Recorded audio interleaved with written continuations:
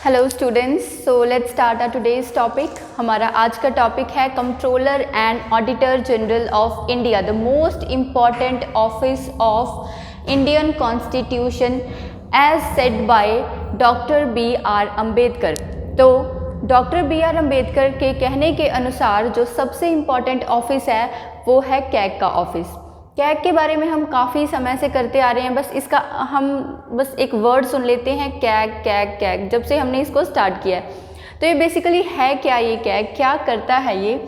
तो सबसे पहले इसकी फुल फॉर्म क्या है? Controller and auditor general of India. यानी कि ये क्या करता है, भारत में जितने भी सरकारी खजाने हैं, जितने भी अकाउंट्स हैं, पब्लिक अकाउंट्स हैं, जितने भी, उन सब को ऑडिट करता है। उन सब का हिसाब किताब किसके पास होता है? कैग के पास होता है। तो बेसिकली जो हमारे कैग है वो करते क्या हैं?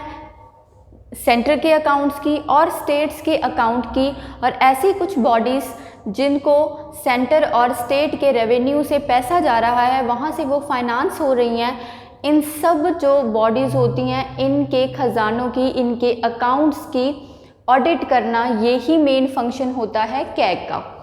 तो इसको हम करते हैं, स्टार्ट करते हैं। Let's start this topic. अच्छा, ये टॉपिक हमारी वही कंटिन्यूइंग सीरीज़ का है, कॉन्स्टिट्यूशनल बॉडीज़ की जो सीरीज़ चल रही हैं।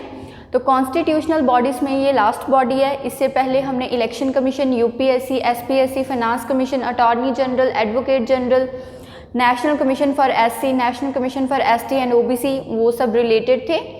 तो ये सारे के सारे टॉपिक हमने कवर कर लिए। Now this is the last topic in that series. तो अब बेसिकली ये कहाँ पे आता है, कॉन्स्टिट्यूशन के कौन से हिस्से में ये अवेलेबल है, इसकी प्रोविजंस है जो वो पाई जाती हैं? तो पार्ट 5 ऑफ इंडियन कॉन्स्टिट्यूशन, बहुत बार कर लिया अब तो हमने पार्ट 5 ऑफ इंडियन कॉन्स्टिट्यूशन। ठीक है, क्या था इसमें? इसमें था यूनियन गवर्नमेंट,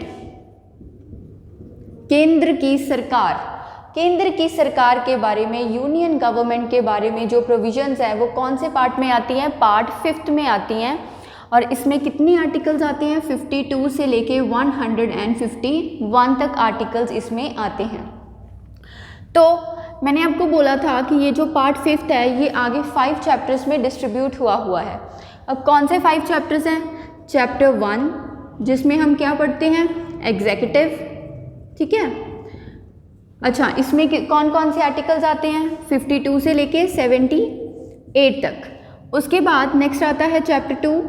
इसमें हम क्या करते हैं? लेजिस्लेचर या पार्लियामेंट।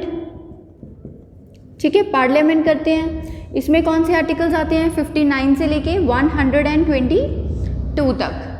नेक्स्ट आता है चैप्टर 3। इसमें क्या था? लेजिस्लेटिव पावर्स ऑफ प्रेसिडेंट, यानी भारत के राष्ट्रपति की कानून बनाने की शक्तियां, उनके ऑर्डिनेंस मेकिंग पावर या लेजिस्लेटिव पावर। तो कौन से आर्टिकल में आती है वो? 123 में। नेक्स्ट आता है चैप्टर नंबर 4। चैप्टर 4 में क्या आता है? चैप्टर 4 में आती है जुडिशरी। जुडिशरी में भी बेसिकली क्या आता है? सुप्रीम कोर्ट आता है। सेंटर के लेवल पे कौन सा कोर्ट आता है? सुप्रीम कोर्ट आता है। तो इसके जो आर्टिकल्स हैं वो आते हैं 124 से लेके 147 तक। एंड नेक्स्ट आता है चैप्टर 5। तो आज हम कैग को जब फिनिश कर देंगे उसके बाद जो हमारा नेक्स्ट स्टार्टिंग होगी वो जुडिशरी की ही सीरीज़ हम स्टार्ट करेंगे।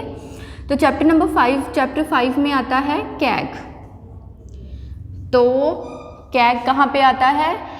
भारतीय संविधान के 5वें भाग में, यानी इंडियन कॉन्स्टिट्यूशन के पार्ट 5 में, पार्ट 5 के भी आगे चैप्टर नंबर 5 में आता है controller and auditor general of India.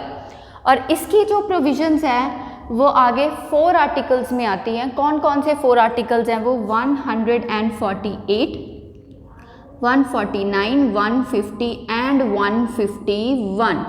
यानी पार्ट 5 के यूनियन गवर्नमेंट के आखिरी 4 आर्टिकल्स में क्या लिखा हुआ है, कौन सी प्रोविजंस है? कैग की प्रोविजंस है। तो अभी फिर से एक बार देख लीजिए, कैग की जो प्रोविजंस है वो कहाँ पे आती हैं? इंडियन कॉन्स्टिट्यूशन के पार्ट 5 में आती हैं। चैप्टर नंबर 5 कैग पार्ट 5 में आती हैं, उसके भी चैप्टर नंबर 5 में आती है और इसके 4 आर्टिकल्स हैं 148, 149, 150 एंड 151। तो इसी को अब आगे हम कंटिन्यू करते हैं।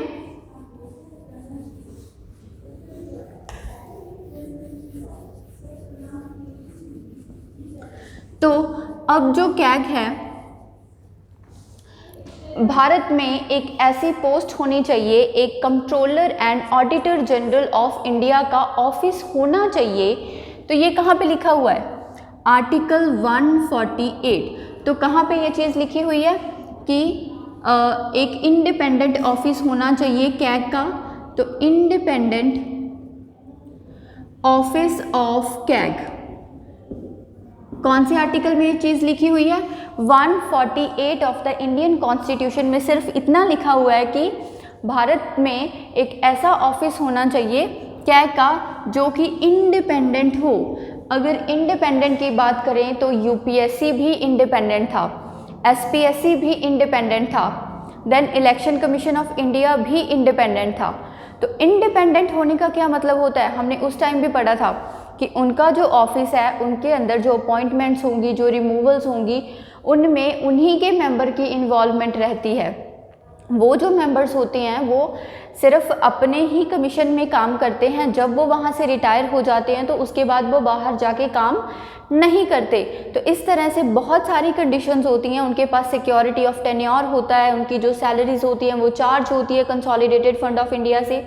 तो इसलिए हम बोलते हैं कि ये जो ऑफिस होते हैं वो इंडिपेंडेंट ऑफिस होते हैं, ना तो जुडिशरी में, ना एग्जीक्यूटिव में और ना ही लेजिस्लेचर में। इनका जो काम होता है वो अपना अलग से कोई काम होता है। तो इनको हम इंडिपेंडेंट बॉडीज़ बोलते हैं क्योंकि ये अपना जो पावर्स लेती हैं वो सीधी कहाँ से डिराइव करती हैं?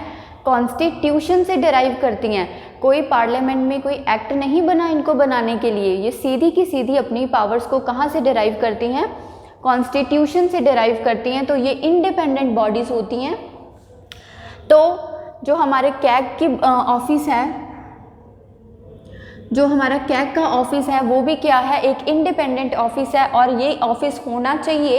ये कहाँ पे लिखा हुआ है? आर्टिकल 148 में। सो ऑब्वियसली अगर इसकी प्रोविजंस संविधान में दी हुई हैं कहीं पे, तो ये कैसी बॉडी है? कॉन्स्टिट्यूशनल बॉडी है। ऑब्वियस सी बात है ना? तो जो कैग है वो क्या मतलब कॉन्स्टिट्यूशनल ऑफिस है इसका, ठीक है। तो अगर इसकी प्रोविजंस हमारे संविधान में दी हुई हैं तो ये कैसा ऑफिस है? कॉन्स्टिट्यूशनल ऑफिस है। Next, he is the head of audit department. तो इसका मतलब ऑडिट और अकाउंट जो डिपार्टमेंट है उसका ये हेड है।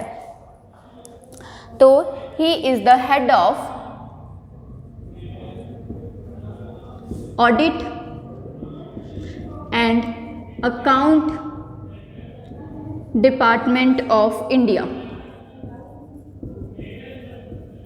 तो भारत का वो विभाग जो काम करता है, क्या काम करता है? जितने भी खजाने हैं उनको ऑडिट करता है, उनका हिसाब किताब रखता है। तो उनके ये हेड है, ठीक है।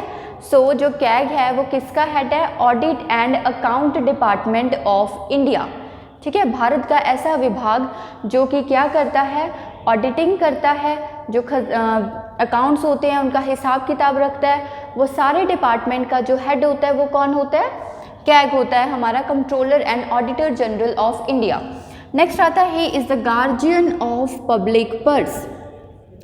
गार्जियन ऑफ पब्लिक पर्स यानी जो लोगों का पैसा है, जो भारतीयों का पैसा है, सिटीजन्स का पैसा है, उसको किस प्रकार से कंट्रोल करना है, उसको चेक करना कि वो पैसा सरकार कैसे इन्वेस्ट कर रही है, कैसे उस पैसे को यूज़ कर रही है, कैसे उस पैसे को आगे किस काम पे लगा रही है।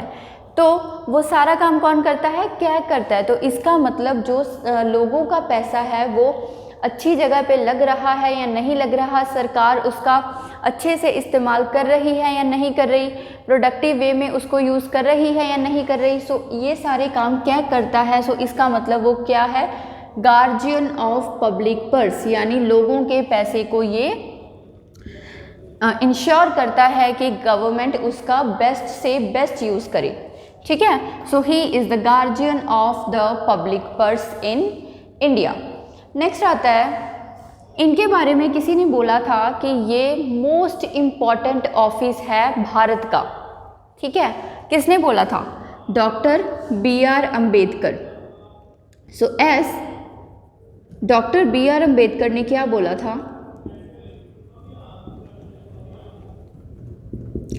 तो डॉक्टर BR अम्बेडकर के कहने के अनुसार जो कैग है is the most important office in India. क्यों इम्पॉर्टेंट है? क्योंकि कॉन्स्टिट्यूशन के आधार पर और बाकी के जो लॉज हैं उन्हें ध्यान में रखते हुए सेंटर और स्टेट में फाइनेंस को किस प्रकार से कंट्रोल करना है, ये काम होता है कैग का।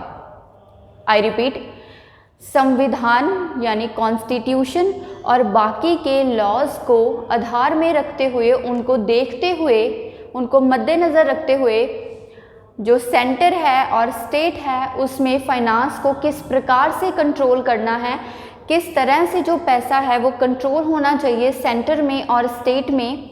सेंटर की सरकार के ऊपर उनको देखते रहना कि सरकार कहाँ पे पैसा लगा रही है, उसी तरह से जो सेंटर की सरकारें हैं, राज्य की सरकारें हैं, वो कहाँ कहाँ पर पैसा लगा रही हैं। तो ये सारे फाइनेंसेस को कंट्रोल करना किसका काम है? कैग का काम है। अब अगर पैसा होगा, फाइनेंस होगा, तभी तो देश चलेगा, है ना। ठीक है, आपके पास सब कुछ बहुत अच्छा है, अगर आपके पास पैसा ही नहीं है तो आपका देश कैसे चलेगा? अगर आपकी गवर्नमेंट आ रही है, वो पैसा कहीं पे भी लगा रही है, उसका कोई प्रोडक्टिव आपको कोई रिजल्ट नहीं मिल रहा, तो उसका क्या ही फ़ायदा? तो यही तो काम होता है कैग का यही तो काम है कि उसने देखना है कि जो पैसा सरकार लगा रही है वो इंश्योर करता है कि वो अच्छे से लगाए, ताकि जो देश है उसमें और ज़्यादा प्रोडक्टिविटी हो, उसमें और ज़्यादा ग्रोथ हो। ठीक है, तो इसीलिए तो सबसे इम्पॉर्टेंट ऑफिस इसको बोला गया है, क्योंकि ये क्या करता है? पैसे के जो फ्लो है उसको कंट्रोल करता है, यानी कि फाइनेंस को कंट्रोल करता है, किसमें? सेंटर और स्टेट के बीच में। तो आई होप आपको यहाँ तक समझ आ गया होगा। नेक्स्ट आगे बढ़ते हैं। अब किस तरह से ये पैसा कंट्रोल करता है, कौन कौन से अकाउंट को ये ऑडिट करता है, क्या इसका रोल है, ये सारी चीज़ें हम इस चैप्टर को बड़े ही डिटेल में करेंगे, क्योंकि ये बहुत इम्पॉर्टेंट टॉपिक है और इसको हम 2 पार्ट्स में करेंगे। ओके, सो नेक्स्ट आती है इसकी अपॉइंटमेंट। तो कैग को कौन अपॉइंट करता है? कैग एक इंडिपेंडेंट ऑफिस है। इससे पहले हमने इलेक्शन कमीशन ऑफ इंडिया देखा था, उसको कौन अपॉइंट करता था? प्रेसिडेंट। यूपीएससी के मेंबर्स देखे थे, कौन अपॉइंट करता था? प्रेसिडेंट। तो उसी तरह से जो कैग है वो भी एक इंडिपेंडेंट ऑफिस है, तो कैग को भी कौन अपॉइंट करता है? प्रेसिडेंट ही अपॉइंट करता है। तो CAG is appointed by president of India by warrant under his hand and seal, by warrant under his hand and seal. ठीक है, तो अपनी मर्जी से जो प्रेसिडेंट है वो किसको अपॉइंट करता है? कैग को अपॉइंट करता है। तो by warrant under his hand and seal, और किसके द्वारा अपॉइंट किया जाता है? प्रेसिडेंट के द्वारा अपॉइंट किया जाता है। और उसी में नेक्स्ट आ जाता है, तो फिर इसको ओथ कौन सब्सक्राइब करता है, यानी ओथ कौन एडमिनिस्टर करता है? तो oath it is subscribed bye president of India. तो ओथ भी कौन देता है उसको? प्रेसिडेंट ऑफ इंडिया, भारत के राष्ट्रपति ही उसको ओथ भी सब्सक्राइब करते हैं। नेक्स्ट आता है टर्म। कितने समय के लिए controller and auditor general of India अपने ऑफिस में रहते हैं? तो कैग अपने ऑफिस में रहते हैं 6 सालों के लिए, यानी 6 ईयर्स। वेरी इंपॉर्टेंट, ये जो टर्म्स होती हैं ये काफ़ी इंपॉर्टेंट होती हैं, आपको इस अपने माइंड में इस चीज़ को रखना होता है, कंफ्यूज नहीं होना। मैंने आपको पहले भी बोला था कि जब हम स्टार्ट करेंगे तो थोड़ी बॉडीज़ होती हैं, जैसे हम आगे बढ़ते जाते हैं तो काफ़ी सारी बॉडीज़ हो जाती हैं, तो आपको इनमें कंफ्यूज नहीं होना, एक को दूसरे से रिलेट करते चलो। ठीक है, तो अगर यूपीएससी के मेंबर्स की देखें तो वो भी इतनी थी। अच्छा, यूपीएससी के मेंबर्स की टर्म कितनी थी? यहाँ तो 6 ईयर्स थी, यहाँ कितनी थी? 65 ईयर्स ऑफ एज। ठीक है। तो उसी तरह से जो हमारे कैग हैं, controller and auditor general of India, उनकी टर्म कितनी होती है, या तो वो 6 साल के लिए अपने ऑफिस में रहेंगे, ठीक है, और until they attain the age of 65 years, और until they attain the age of 65 years, ठीक है। तो इसका क्या मतलब होता है, अच्छा, विच एवर इज अर्लियर, जो भी जल्दी हुआ, which ever is earlier. Now what does that mean, मान लीजिए कोई व्यक्ति है वो आज 61 ईयर्स का है और उसको कैग अपॉइंट कर लिया गया, ठीक है। वो व्यक्ति, कोई ऐसा पर्सन है जो 61 ईयर्स का है और आज उसको कैग अपॉइंट कर लिया गया, तो आने वाले 4 सालों में वो 65 ईयर्स का हो जाएगा, ठीक है। बट उसकी जो टर्म है वो तो 6 साल की है, तो वो कब रिटायर होगा, 4 साल के बाद या 6 साल के बाद। जब वो 65 ईयर्स का हो जाएगा तब रिटायर करेगा या अपनी पूरी टर्म को कंप्लीट करेगा। जल्दी क्या है, अर्लियर क्या है, पहले क्या आता है, पहले उसकी एज 65 ईयर्स की होती है 4 साल बाद, तो वो कब रिटायर करेगा, जब वो 65 ईयर्स का हो जाएगा। तो इसीलिए इसको बोला जाता है कि कितनी टर्म है, या तो वो व्यक्ति 6 साल पूरे करेगा अगर वो छोटा है उम्र में, अगर उसकी एज ज़्यादा है तो वो तब तक अपने ऑफिस में रहेगा जब तक वो 65 ईयर्स का नहीं हो जाता। तो इसका मतलब इसकी जो टर्म है दैट इज 6 ईयर्स और until they attain the age of 65 years whichever is earlier. तो नेक्स्ट आता है, इसके अलावा जब इसकी टर्म कंप्लीट हो जाएगी तब तो ये जाएगा ही जाएगा अपने ऑफिस से। नेक्स्ट आ जाता है कि ये रिज़ाइन भी कर सकता है अपने ऑफिस से। तो ये अपनी रेजिग्नेशन लेटर किसको देगा अगर रिज़ाइन करेगा, तो यूजुअली किसको दिया जाता है, यूपीएससी के मेंबर्स, इलेक्शन कमीशन के मेंबर्स किसको देते थे अपनी रेजिग्नेशन लेटर, प्रेसिडेंट को। तो ये अपनी रिज़ाइन किसको करेगा, ये प्रेसिडेंट को करेगा, अपनी रेजिग्नेशन लेटर प्रेसिडेंट को देगा, ठीक है। नेक्स्ट आती है, अगर ये रिज़ाइन नहीं करता तो इसको रिमूव भी किया जा सकता है।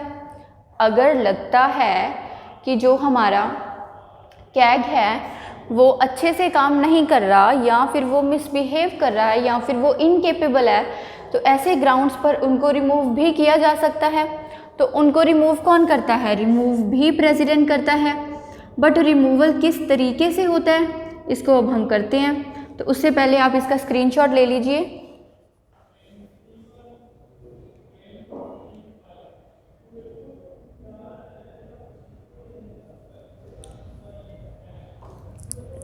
Okay, let's start, let's continue.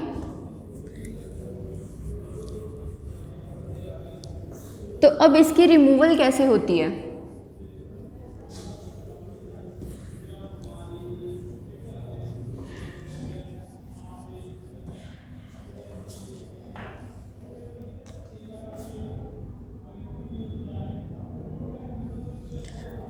Yes तो जो हमारे कैग हैं उसको हम ऐसे ही रिमूव नहीं कर सकते, ठीक है। मैंने आपको बोला था कि इलेक्शन कमीशन ऑफ इंडिया भी एक इंडिपेंडेंट ऑफिस है, उसके साथ साथ जो यूपीएससी था वो भी एक इंडिपेंडेंट ऑफिस था, एसपीएससी भी एक इंडिपेंडेंट ऑफिस था, ठीक है। मैं ज़्यादा इंपॉर्टेंट ऑफिसेस की ही बात कर रही हूँ यहाँ पे, क्योंकि आप इन्हीं को रिलेट करते चलना। हमारे इंडिया में जो सबसे इम्पॉर्टेंट ऑफिस आते हैं वो एक तो आता है इलेक्शन कमीशन का, देन आता है यूपीएससी का, फिर आता है एसपीएससी का, और उसके बाद आता है हमारा CAG, controller and auditor general. ये 3-4 ऑफिस काफ़ी इंपॉर्टेंट होते हैं। तो इनकी जो रिमूवल होती थी तो वो मैंने उस टाइम पे भी आपको बोला था कि इनको सीधे तरीके से रिमूव नहीं कर सकते, ठीक है। हम लिख देते हैं कि यूपीएससी वालों को भी प्रेसिडेंट रिमूव कर सकता है, इलेक्शन कमीशन वालों को भी रिमूव कर सकते हैं, बट इसका मतलब ये नहीं है कि जब भी प्रेसिडेंट ने चाहा और अपनी मर्जी से उनको हटा दिया, ऐसा नहीं होता। ना ही ऐसा होता है कि आप उनको उधर पीएम ने या काउंसिल ऑफ मिनिस्टर ने एडवाइस किया आर्टिकल 74 का यूज़ करके प्रेसिडेंट को कि प्रेसिडेंट जी ऐसे कीजिए, उनको रिमूव कर दीजिए, ऐसा भी नहीं होता। ऐसा क्यों नहीं होता, क्योंकि वो एक इंडिपेंडेंट ऑफिस है, उनका एक अलग से अपना ऑफिस है, तो ऐसे कैसे आप उनको रिमूव कर दोगे। तो इसका मतलब इनको अगर रिमूव करना हो तो एक बड़ी सी कोई प्रोसेस मतलब कोई प्रोसेस होगी जिसको फॉलो करना पड़ेगा, कोई विधि को फॉलो करना पड़ेगा, तभी उनको रिमूव किया जा सकता है, ठीक है। तो बिल्कुल इनको रिमूव करने के लिए एक प्रोसेस होती है और वो प्रोसेस बिल्कुल वही प्रोसेस होती है जो कि यूज़ की जाती है सुप्रीम कोर्ट के जज को रिमूव करने के लिए। तो इसका मतलब इनका जो स्टेटस है वो किसके बराबर है? सुप्रीम कोर्ट के जज के बराबर है। इलेक्शन कमीशन ऑफ इंडिया वालों को भी रिमूव करना हो तो एक प्रोसेस फॉलो करनी है, वही सेम प्रोसेस फॉलो करनी है जो कि सुप्रीम कोर्ट के जज को रिमूव करने के टाइप आपको यूज़ करनी थी वो प्रोसेस। तो किसके इक्वल हो गया उनका स्टेटस? सुप्रीम कोर्ट के जज के बराबर। अब वही आपको प्रोसेस फॉलो करनी है अगर आपको यूपीएससी के मेंबर को हटाना है, अब वही आपको प्रोसेस फॉलो करनी है अगर आपको स्टेट पब्लिक सर्विस कमीशन के मेंबर को हटाना है, और वही आपको प्रोसेस फॉलो करनी है अगर आपको कैग को हटाना है। तो इसका मतलब इनका स्टेटस किसके बराबर है? सुप्रीम कोर्ट के जजेस के बराबर है। तो इसका मतलब अगर आपको कैग को रिमूव करना है तो कौन रिमूव करेगा? प्रेसिडेंट रिमूव करेगा। ऐसे ही अपनी मर्जी से नहीं, अपनी मर्जी से नहीं, एक रेजोल्यूशन पास करना पड़ेगा, by resolution passed by both the houses of parliament. अब वो रेजोल्यूशन कैसे होता है, क्या क्या उसमें उसकी जो डिटेल्स होंगी वो सारी हम जब जुडिशरी का चैप्टर करेंगे तब आपको अच्छे से करवाया जाएगा। But by resolution passed by both the houses of parliament, both the houses of parliament यानी पार्लियामेंट के जो दोनों घर हैं, लोकसभा और राज्यसभा, वो दोनों रेजोल्यूशन पास करेंगे, वो दोनों पास करेंगे कि हाँ जी हम चाहते हैं कि कैग को रिमूव कर दो। कैसी मेजॉरिटी से? सिंपल मेजॉरिटी से, सिंपल वोटिंग करवा लेंगे वो लोकसभा में, अच्छा कैग को रिमूव कर दें, ठीक है जी। राज्यसभा से भी करवा लिया कि रिमूव कर दें, ठीक है जी, हैंड्स हाथ खड़े करके। नहीं, स्पेशल मेजॉरिटी से, विद स्पेशल मेजॉरिटी, यानी लोकसभा और राज्यसभा दोनों में कैसी मेजॉरिटी चाहिए? स्पेशल मेजॉरिटी चाहिए, 2/3 मेंबर्स की मेजॉरिटी चाहिए। 2/3 of the members should be present and voting. अगर वो मेंबर्स वोट करते हैं कि हाँ जी हम चाहते हैं कि कैग रिमूव हो, उसके बाद ही जो कैग है वो रिमूव होगा। और वो कौन सी कंडीशन में रिमूव हो सकता है, कब कब रिमूव किया जा सकता है? अगर वो इनकेपेबल है, अगर वो कैग अपनी ड्यूटीज़ को अच्छे से नहीं निभा पा रहा तो ऑब्वियस सी बात है रिमूव करना पड़ेगा। कोई छोटी मोटी उसके पास रिस्पॉन्सिबिलिटी तो नहीं है, बहुत बड़ी रिस्पॉन्सिबिलिटी है। जितना भी भारत का फाइनेंस है, जितना भी सेंटर का और स्टेट्स हैं हमारी, उसका जो फाइनेंस है उसको कंट्रोल करना है, उसकी मैनेजमेंट करनी है, उसका हिसाब किताब करना है, ऑडिटिंग करनी है। तो कोई छोटा मोटा काम तो नहीं है आपका। अगर आप इनकेपेबल हो, अगर आप वो अपना काम ही नहीं कर सकते तो क्यों आपको इतनी बड़ी पोस्ट पे हम बिठाएंगे? तो आपको रिमूव ही करेंगे। तो अगर मान जाते हैं कि हाँ जी हमारे जो कैग साहब हैं वो इनकेपेबल हैं तो उनको यहाँ से अपनी सीट से हटाया जा सकता है। दूसरी बात है प्रूव्ड मिसबिहेवियर, ठीक है, प्रूव्ड मिसबिहेवियर। अब इसी के आधार पर यूपीएससी वालों को, एसपीएससी वालों को या फिर इलेक्शन कमीशन वालों को हटाया जाता था। तो ये 2 कंडीशंस होती हैं जिसके आधार पर क्या होता है, कैग को अपने पोस्ट से हटा दिया जाता है। कौन हटाता है? प्रेसिडेंट हटाता है। क्या अपनी मर्जी से हटाता है? बिल्कुल भी नहीं। रेजोल्यूशन पास होता है दोनों हाउसेस में, लोकसभा में भी और राज्यसभा में भी, स्पेशल मेजॉरिटी के साथ।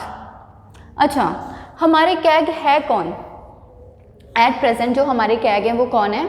2020 में हमारे नए कैग हैं जो वो अपॉइंट हुए हैं। ऑब्वियसली बात है या तो 6 इयर्स के लिए चलेंगे, उनकी एज पे डिपेंड करेगा। तो कौन है? गिरीश चंद्र मुर्मू। तो कौन है हमारे कैग? गिरीश चंद्र मुर्मू। इससे पहले ये कौन थे? लेफ्टिनेंट गवर्नर थे कश्मीर के। 2020 में उससे पहले ये कौन थे? लेफ्टिनेंट गवर्नर थे कश्मीर के, फॉर्मर। तो 2020 में इन्होंने कौन सी पोस्ट को संभाल लिया था? कैग की पोस्ट को संभाल लिया था। तो कौन है ये? गिरीश चंद्र मुर्मू, ठीक है। ओके, सो आई होप आपको यहाँ तक सब समझ आ गया होगा। आगे बढ़ते हैं। नेक्स्ट हम करते हैं कि जो हम बोलते हैं कि इंडिपेंडेंट ऑफिस है जी, इंडिपेंडेंट ऑफिस है, तो क्यों इंडिपेंडेंट ऑफिस है, क्यों बोलते हैं हम कि इसका जो कैग का ऑफिस है वो इंडिपेंडेंट है, तो उसको देख लेते हैं ज़रा।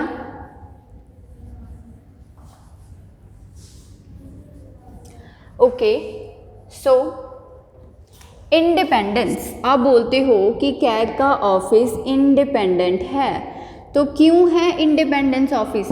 मैं बोलती हूँ कि इनके पास सिक्योरिटी ऑफ टेन्योर है। क्या है मैम? सिक्योरिटी ऑफ टेन्योर है। इसका क्या मतलब है? इसका मतलब ये है कि आपकी मर्ज़ी नहीं है कि अगर मैं कैग हूँ, मैं अपनी सीट पे बैठ गई, तो ये नहीं है कि कल को अगर प्रधानमंत्री चाहें या काउंसिल ऑफ मिनिस्टर चाहें, वो जाके प्रेसिडेंट को बोलो जी जाके उनको हटा दो, कैग को चेंज कर दो। ठीक है, मैं एज अ कैग मैं बैठी हूँ, मैंने क्या करना है कि जो सरकार है उनके मैंने खजाने देखने हैं, उनके मैंने अकाउंट्स चेक करने हैं कि कहाँ कहाँ पे आप खर्चा कर रहे हो, कहाँ कहाँ से आपको पैसा आ रहा है। ठीक है, कल को मैं कोई आपको ऐसा आपकी ऑडिटिंग कर दूं अकाउंट की जो कि आपको पसंद ना आए, आप बोलो कि ये तो बहुत ही मतलब सही से काम कर रहा है, अगर सरकार को लगे कि कैग तो बड़े ही सही काम कर रहा है ना, ऐसे तो हमें तो बहुत प्रॉब्लम हो जाएगी अगर हमारी हर एक चीज़ चेक हो रही है, तो ऑब्वियस सी बात है उस टाइम पे सरकार ऐसे तो प्रेसिडेंट को बोल सकती है जी आप हटाइए कैग को अपनी जगह से। तो ये कोई इंडिपेंडेंट ऑफिस थोड़ी हुआ, है ना, तो इनकी पावर बहुत कम हुई अगर इनको ऐसे हटा देंगे। तो आप ऐसा नहीं कर सकते। क्यों? क्योंकि आपके पास है सिक्योरिटी ऑफ टेन्योर। टेन्योर का मतलब कि 6 ईयर्स और 65 ईयर्स आपको दी हुई है ना एज की, तो उतने समय आपको दिया जाएगा अपना काम करने के लिए। ऐसे ही कोई आके आपको नहीं हटा पाएगा। अगर आपको हटाना है तो एक बहुत बड़ी जो प्रोसेस है, रेजोल्यूशन है, वो फॉलो करना पड़ेगा, जो मैंने आपको पहले बताया था। तो इसका मतलब एक साफ साफ सी बात यहाँ पे क्लियर होती है that they does not hold office during the pleasure of president, यानी ये अपनी ऑफिस में किसी को खुश करने के लिए नहीं बैठे। यानी ऐसा नहीं है कि जब तक प्रेसिडेंट चाहेंगे तब तक ही कैग अपने ऑफिस में बैठेंगे, ऐसा बिल्कुल भी नहीं है। जब तक कैग अपना काम अच्छे से कर रहे हैं, वो केपेबल है, वो किसी तरह का कोई मिसबिहेव नहीं कर रहे, तब तक उनको कोई भी रिमूव नहीं कर सकता अपनी पोस्ट से, चाहे उनको अपॉइंट प्रेसिडेंट ही करे। तो उनके पास क्या है, जितने उनका टेन्योर था उसकी उनको सिक्योरिटी है, उनको ऐसे ही कोई रिमूव नहीं कर सकता। तो आई होप आपको पता लग गया होगा कि सिक्योरिटी ऑफ टेन्योर क्या होता है। That means they does not hold the office during the pleasure of the president. Okay, तो एक तो आती है इनके पास सिक्योरिटी ऑफ टेन्योर। नेक्स्ट आता है not eligible for further employment under government of India और गवर्नमेंट ऑफ स्टेट। यानी क्या है यहाँ पे, not eligible for further employment under government of India और गवर्नमेंट ऑफ स्टेट। यानी अगर एज अ कैग आप हो जाते हो रिटायर, आपके 6 ईयर पूरे हो गए या आप 65 ईयर्स ऑफ एज के हो गए, उसके बाद जाके आप अपना सीधे घर पे बैठ जाओगे, कोई प्राइवेट काम करना है करो, आपको कोई नहीं रोकेगा, सरकारी काम नहीं कोई करना। ठीक है, कोई भी आपको सरकारी काम नहीं करना, ऐसे तो आपका डिसीजन बायस्ड हो जाएगा। मान लीजिए आपको पता है कि आप रिटायर हो रहे हो अगले 6 महीने में, 6 मंथ में आप रिटायर हो रहे हो। ठीक है, मैं कैग हूँ और मैं 6 मंथ बाद रिटायर हो जाऊँगी, तो मुझे अगर ऐसे है कि मुझे घर पे ही बैठना है, तो मैं तो फिर तो ठीक है अपना जो काम है वो बड़े ही ऑनेस्टी से करूँगी। अगर मुझे पता है कि मुझे 6 मंथ के बाद कहीं पे जॉब मिल जाएगी, या भारत की सरकार मुझे कोई काम दे देगी, या स्टेट की सरकार मुझे कोई काम दे देगी, तो मैं क्या करूँगी, कहीं ना कहीं मैं उनकी तरफ बायस्ड होना शुरू हो जाऊँगी। कहीं ना कहीं उनके हिसाब किताब में मैं कोई ना कोई, समझ रहे हो, कि कोई ना कोई उसमें डिफरेंस पैदा कर दूँगी कि वो उनके हक में जाए वो बात। तो वो चीज़ कहीं ना कहीं क्या करती है, उस ऑफिस जो कि इंडिपेंडेंट ऑफिस था उसको दूसरी चीज़ के साथ जोड़ रही है। पहले तो मैं इंडिपेंडेंट थी, मुझे पता था कि मैंने अपना काम कर लिया, उसके बाद मैं रिटायर हो जाऊंगी, मुझे क्या ही ज़रूरत पड़ी है किसी की हेल्प करने की। अब अगर मुझे पता है कि अगर मैं यहाँ से तो रिटायर हो जाऊंगी बट बाहर जाके मुझे वो काम दे देंगे, तो फिर मेरा ऑफिस काहे का इंडिपेंडेंट रहा।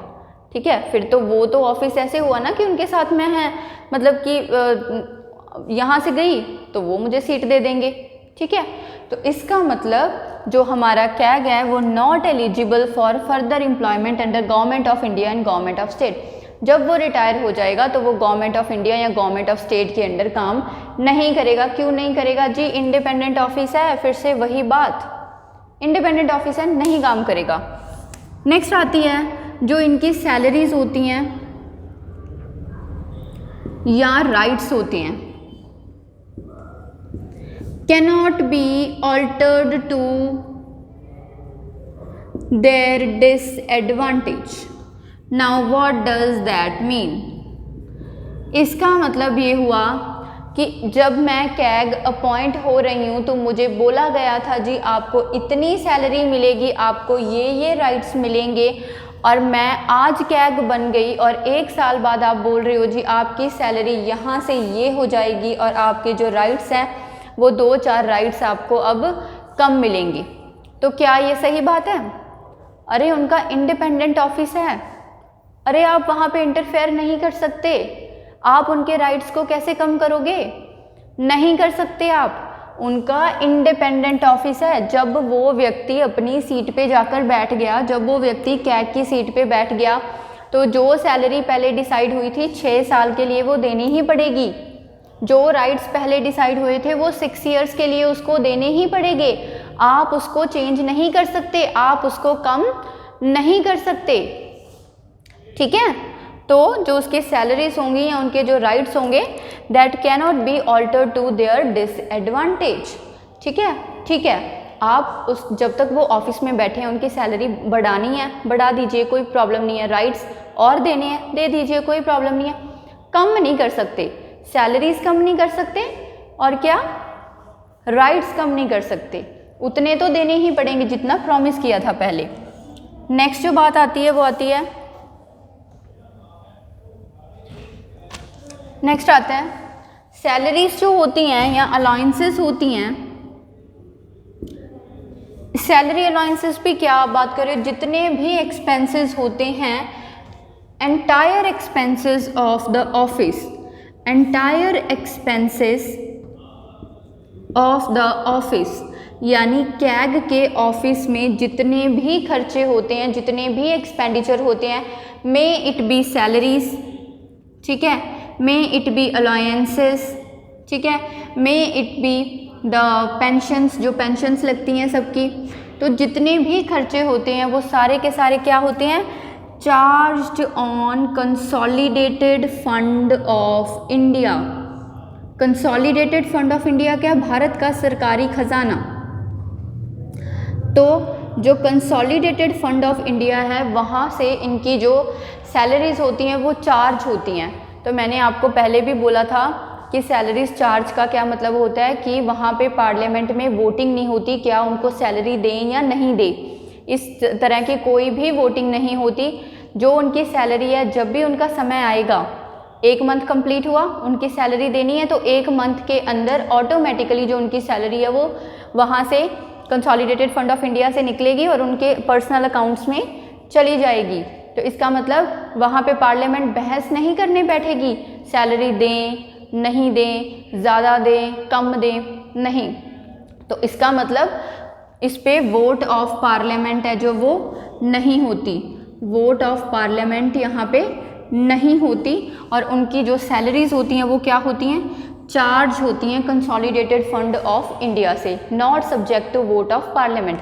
पार्लियामेंट की वोट नहीं लेनी पड़ती, पार्लियामेंट से कोई भी ऐसा नहीं है कि वहाँ पे वोटिंग नहीं करवाते कि उनकी सैलरी दें या ना दें, उनको सैलरी देनी ही देनी होती है, और वो सैलरी फिक्स होती है जो मंथ कंप्लीट होते ही उनके अकाउंट में आ जाती हैं। तो उनकी जो सैलरी होती है वो चार्ज होती है कंसोलिडेटेड फंड ऑफ इंडिया से। ठीक है, नेक्स्ट, ओके, सो यहाँ तक आप स्क्रीनशॉट ले लीजिए एक बार।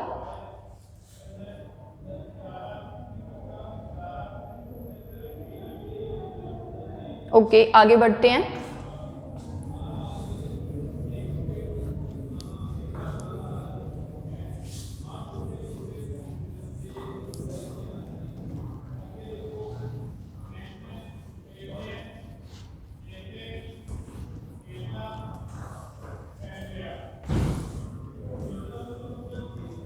नेक्स्ट आता है कि जो इनकी सैलरीज होती हैं वो किसके बराबर होती हैं। Salaries are similar to that of जज ऑफ सुप्रीम कोर्ट, यानी सुप्रीम कोर्ट के जो जज होते हैं उन जजेस की जितनी सैलरी होती है उतनी ही सैलरी कैग को भी मिलती है, क्योंकि सुप्रीम कोर्ट के जजेस वो कहाँ आते हैं, जुडिशरी में, वो भी एक इंडिपेंडेंट ऑर्गन है हमारे भारत का पॉलिटी का। तो उसी तरह से जो हमारा कैग है वो भी एक इंडिपेंडेंट ऑफिस है और उसके जो मेंबर्स हैं उसको जो सैलरीज दी जाती हैं वो बिल्कुल ही सिमिलर होती हैं जितनी कि सुप्रीम कोर्ट के जजेस को दी जाती है। तो यहाँ से फिर से हमें ये पता चल रहा है कि इनका स्टेटस लगभग किसके जैसा है, सुप्रीम कोर्ट के जजेस का है। तो उनका तो स्टेटस बहुत ऊंचा होता है, तो ऑब्वियस सी बात है ये जो ऑफिस है ये बहुत ही इम्पॉर्टेंट ऑफिस माना जाता है। इसीलिए इस ऑफिस को हम बहुत ज़्यादा डिटेल में कर रहे हैं, क्योंकि यहाँ से क्वेश्चंस आते हैं और पूछे जाते हैं। नेक्स्ट इसमें आता है कि conditions of service, conditions of service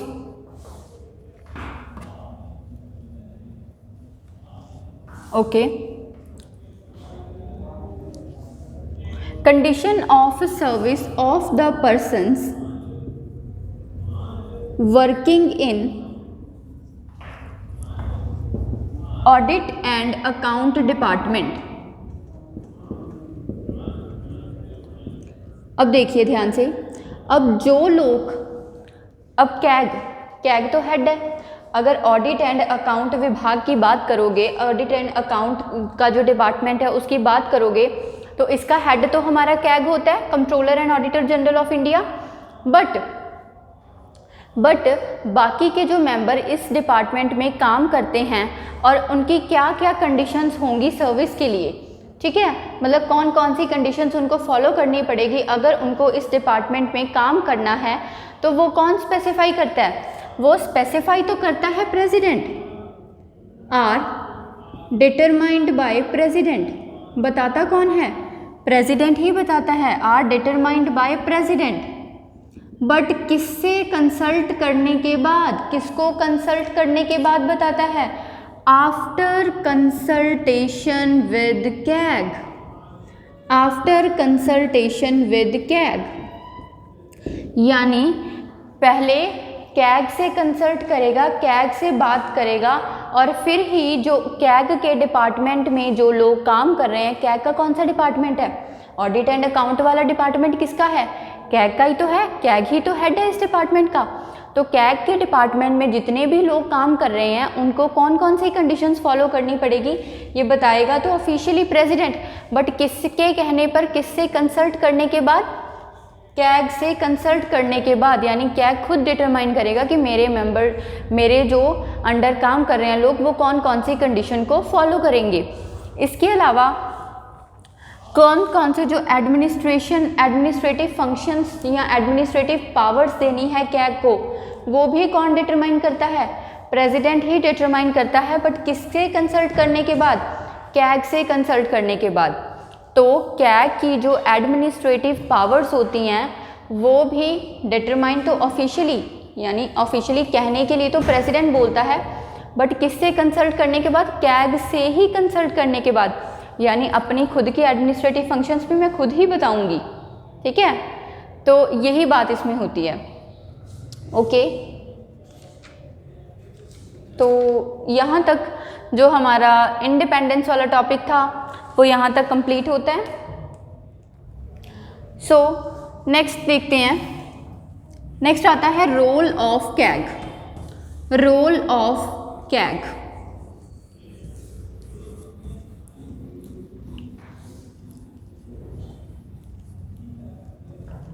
ठीक है,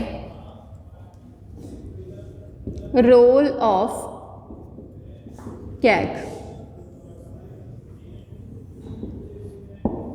अब controller and auditor general of India basically है क्या? बेसिकली ये एक पार्लियामेंट का एजेंट है। क्या करता है? देखिए यहाँ पे पार्लियामेंट बैठी है, ठीक है, ये है सरकार, ये है गवर्नमेंट। पार्लियामेंट के पास एक खजाना है consolidated fund of India.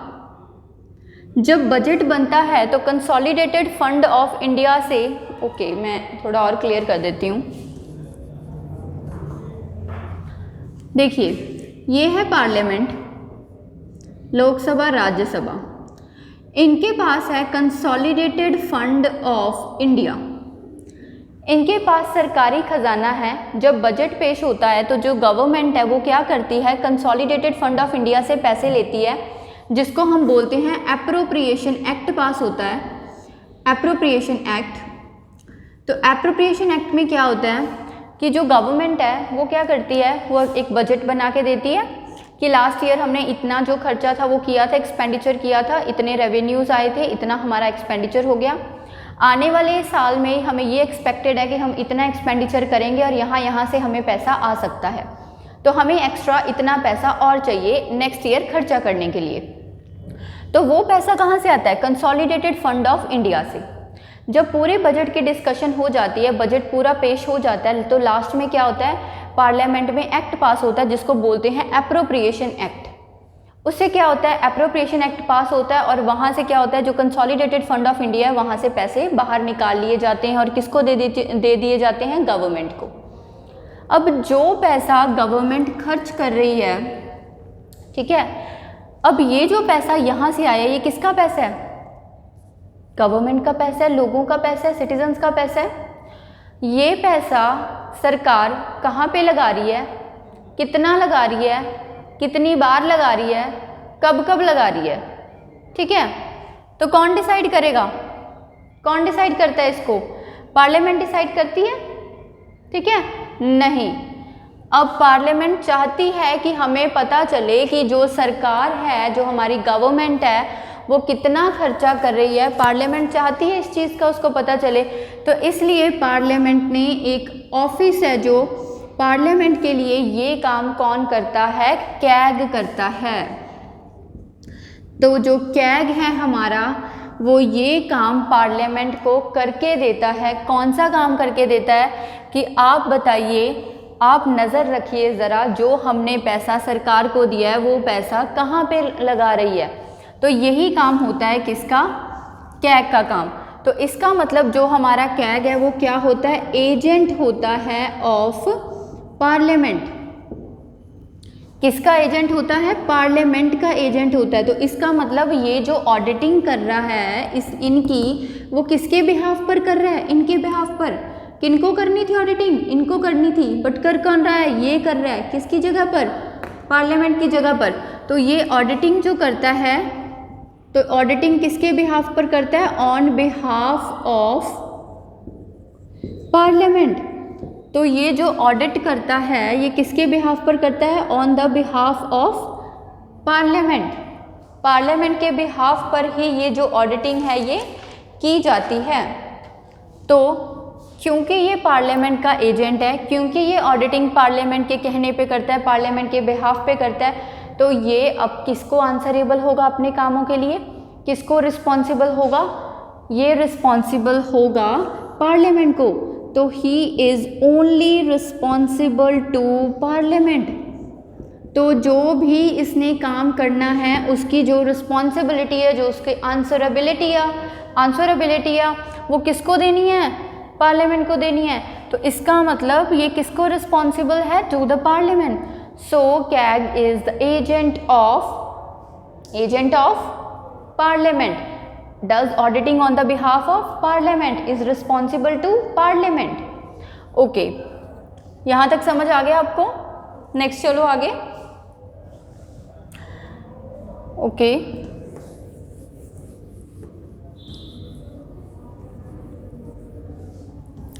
Next आता है जो हमारा कैग होता है। देखिए, अगर आप कैग की बात करोगे तो कैग की फुल फॉर्म क्या होती है? कैग की फुल फॉर्म होती है controller and auditor general of India. ध्यान से सुनना इस बात को। बट हमने अब तक जितना भी किया है या नेक्स्ट लेक्चर में हम इसकी ड्यूटीज़ के बारे में पढ़ेंगे, तो वहाँ पे हम एक ही चीज़ बार बार करेंगे कि ये क्या कर रहा है, ये ऑडिट करता है। ऑडिट का मतलब क्या होता है कि जब सरकार पैसा खर्च देती है उसके बाद ये हिसाब किताब लगाता है कि अच्छा कितने पैसे कहाँ पे गए, कितने पैसे कहाँ से आए थे, ये सभी का जो हिसाब किताब करना है उसको ऑडिट करना बोलते हैं। तो ये बेसिकली काम क्या करता है, ये ऑडिटिंग करता है। ठीक है, तो ऑडिटर जनरल तो ये हुआ ही हुआ। ठीक है, ऑडिटर जनरल तो है, बट इंडिया का जो कैग है वो मेयर ऑडिटर जनरल ही है। क्यों? क्योंकि कंट्रोलर के तो वो फंक्शन परफॉर्म ही नहीं करता। कैसे नहीं परफॉर्म करता कंट्रोलर के? क्योंकि कंट्रोलर का क्या मतलब हो, ओके, तो जो कंट्रोलर है वो बेसिकली करता क्या है, कंट्रोलर का यहाँ पे जो मतलब होता है वो ये होता है कि जैसे ब्रिटिश का कैग है वो क्या करता है, अगर उन्होंने अपने पैसे निकलवाने हैं तो वो क्या करते हैं, जो कंट्रोलर है उससे परमिशन लेते हैं। ठीक है, कंट्रोलर का मतलब होता है कि परमिशन देना, कि उससे पहले अप्रूवल लेना पड़ता है, क्या हम उस अकाउंट से पैसे निकलवा लें। अगर वो बोल देता है कि हाँ जी निकलवा लो, तभी वो पैसे हैं जो निकलते हैं अप्रूवल मिलने के बाद। तो इसका मतलब ये है कि बट हमारा जो कैग है इंडिया का, उससे तो कोई अप्रूवल नहीं लेता, जिसने जितने पैसे लेने हैं वो तो अपने पैसे ले लेगा। ठीक है, कैग का तो क्या काम है, जब उसने पैसे ले लिए उसके बाद उन्होंने देखना कि वो उसने पैसे लेके खर्च कर दिए तो वो उसने खर्च कहाँ पे किए, ये काम है कैग का। तो इसका मतलब जो कैग का काम है वो तो काफ़ी बाद में आता है, यहाँ पे कंट्रोलर का उसका कोई भी फंक्शन नहीं है। तो वो एक मेयर ऑडिटर जनरल है इंडिया में, कंट्रोलर के वो फंक्शन नहीं। ठीक है, कहने को हम उसको कंट्रोलर एंड ऑडिटर जनरल बोल देते हैं, कैग भी बोलते हैं कहने के लिए, बट वो कैग होता नहीं है, उसका काम सिर्फ ऑडिटिंग का होता है, कंट्रोलर का वो फंक्शन परफॉर्म नहीं करता। कंट्रोलर का मतलब होता है कि अगर वहाँ से आपको कोई एडवांसेस निकालनी है तो आपको क्या करना पड़ता है, उसकी परमिशन लेनी पड़ती है। ठीक है, सो ये आता है रोल ऑफ कैग। इसके बाद इसकी एक और चीज़ है जो यहाँ पे आती है।